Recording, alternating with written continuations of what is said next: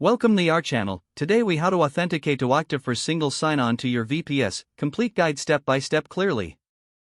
First, ensure that you have an Okta account set up. Log in to your Okta dashboard. Navigate to the admin panel by selecting the admin option. In the admin panel, go to the applications section. Click on Add Application to begin creating a new integration. Search for OpenID Connect and select it.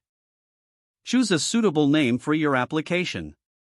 Enter a redirect URI in the format provided, typically your VPS address. Set the appropriate grant type options. Save your settings and note the client ID and client secret generated.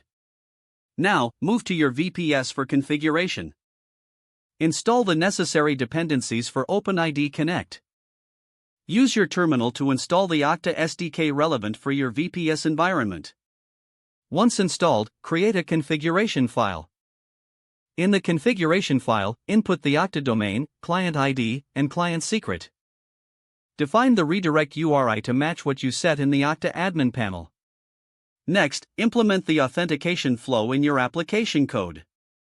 Create routes for login and callback handling. In the login route, redirect users to the Okta authorization endpoint. Handle the callback route to retrieve the authorization code.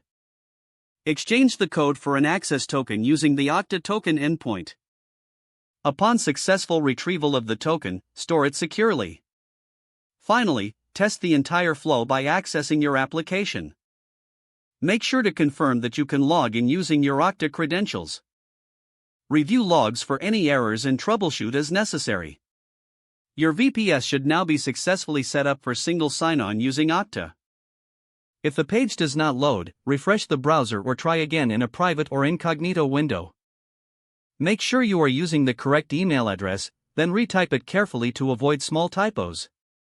Don't forget to like this video and subscribe to our channel for more step-by-step tech guides.